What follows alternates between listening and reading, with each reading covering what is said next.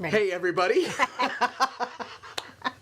Welcome to episode 8 of The Pastor's Buzz. I'm back with the wonderful, the fabulous, Oh, yeah. the one and only Reverend Mariquin. That's right. And- Everybody calls me Yeah, Reverend the Reverend Mariquin. We are here. We have got a question this week. This was a tough one. Yeah, This is not, someone really put us to the test. They took the stump the pastor thing. They took it way too seriously. Yeah, really seriously. Like, this is a stumper. So the question is this. It comes from Scripture, a story in Scripture with a famous dude named Moses, right? And the question is, why didn't God let Moses enter into the promised land? So, Nance, set up the story for people. If you don't know the story of Moses. God had chosen this 80-something-year-old stuttering old man to take the people out of Egypt, and by God's power, he did it, got them through the sea. They grumbled because they had been come out of Egypt and they didn't think they had enough to eat. Wandering in the wilderness. God gave them what they needed to survive, to eat. And now we find them still wandering in the wilderness. Still grumbling.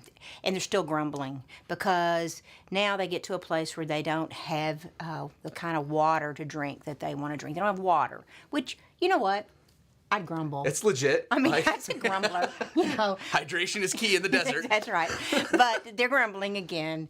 And just like every time they've grumbled, Moses, as their leader, goes to God asking for what do I do? What do I do now? Because they're grumbling. They're not happy. Mm-hmm. And that's where we pick up the story. Yeah. And so God gives Moses some instructions. Yeah, he does. And the bottom line is the reason why God doesn't let Moses into the promised land is because Moses disobeyed God, those instructions that he gave to Moses and Aaron, which was to go to this rock, okay? You're not going to read it? Oh, yeah, I guess I can read it. Scripture's good. A little bit of it. Yeah, so this is what happens. He took the staff from the place where it was kept before the Lord, and then he and Aaron summoned the people to come and gather at the rock, which is what they were told to do, to get everybody around the rock. And he says, "Listen, you rebels," he shouted, must we bring you water from this rock?" Then Moses raised his hand and struck the rock twice with the staff, and water gushed out. So Stop. Because. Stop, because you forgot to say God's instructions. Yes. Right before that were not to strike the rock, but was to speak. Speak to the rock. Speak, strike. And so then he picks up that and whole thing about... And he strikes it twice, not once. So and he says to them, like, grumblers, I'm just sick of you, rebels. Yeah, do I have to do everything to you? Does that sound like a parent? Yes. Do I have to do everything for you? Maybe once or twice I've taken that tone with my children. Okay, so that's where you picked it up. I'm sorry. That was an important part, though. Absolutely, yeah. So the bottom line is God gives them these instructions to speak to this rock to bring water out, and they don't do it exactly the way that God instructed them to do it. And because of that, there's consequences for Moses and for Aaron. And so... He says, you will not... Because you disobeyed me in front of your people, in front of the Israelites, you will not lead them into the promised land. To the promised land.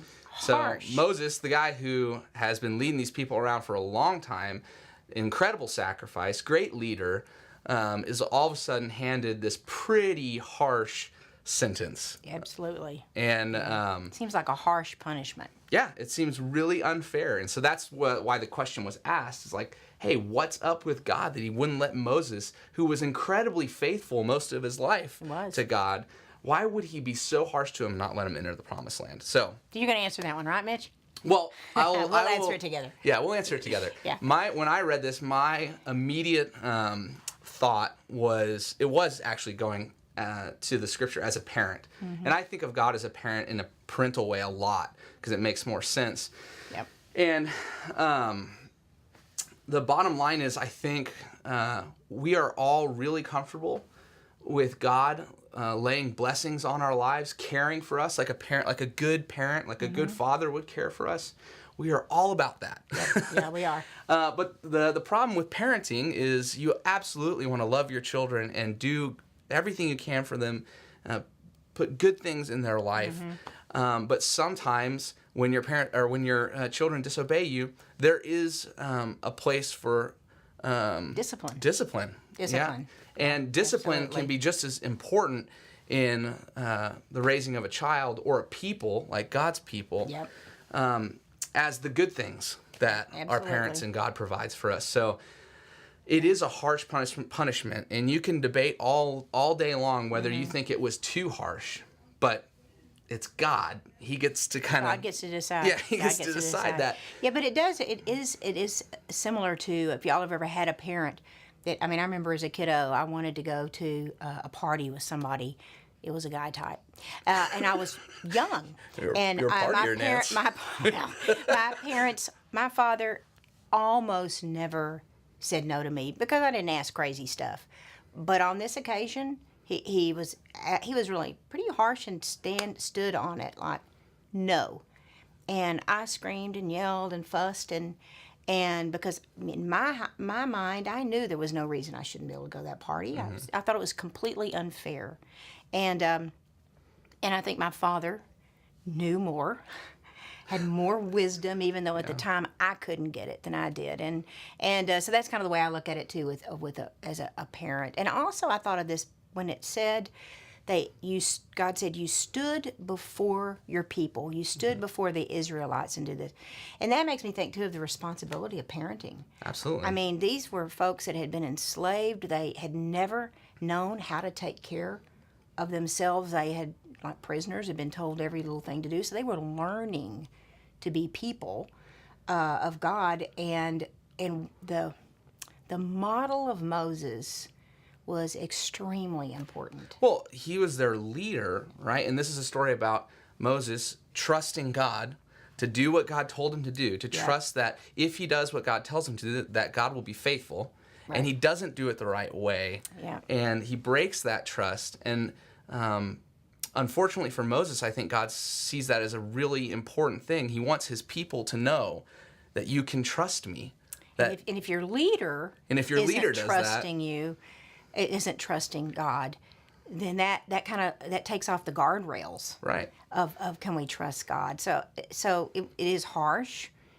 If I was God, I wouldn't have been that harsh, but I ain't God, and it does seem harsh to us. But if we put it in the context of what you're saying of parenting and of perhaps of a child if we think of a child that perhaps had been in a very difficult situation and was placed in a home, perhaps in a foster situation or something, put in a home where they had to have some guardrails, some and boundaries, a parent yeah, that was going to show them what it looked like. Yeah, you have to trust me. And you have to trust me. And so I kind of think that that's the way they were at this point. But it does seem difficult for Moses that he didn't get to do that. But I'm just for the record, I'm bummed for Moses. Yeah, it just doesn't seem right. And that's one of those things. Let's ask God one of these days. Yeah. What's up? Yeah, we can when we all get there. You know what? We'll ask we can it. take it up with God. But and you know what? I'm pretty sure is Moses will go, guys. I'm okay. He's worrying about. He's me. probably over it at this point. He probably is. Anyway, that was an awesome question. Thank you so much. Yes, it was a good one. It was a tough one, and we appreciate it. But until next time, Pastor's Buzz out.